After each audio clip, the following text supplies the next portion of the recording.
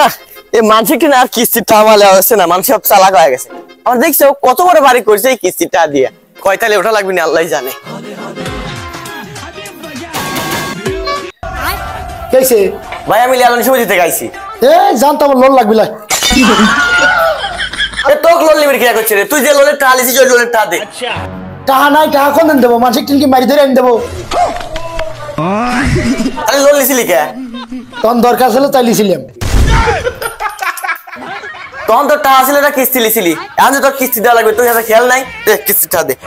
এখন তো আমার কাছে টাকা নাই। তোর কিস্তির টাকা কখন দিবি? আল্লাহ যখন টাকা দেয় তখন দেবো। আল্লাহ তো কবে টাকা দিবি রে? আমার তো আর আল্লাহর হাতে কথা হয় না। আমি যদি আল্লাহর হাতে যদি কথা হয় তাহলে হেক্টেন হয়ে নিলিয়েন।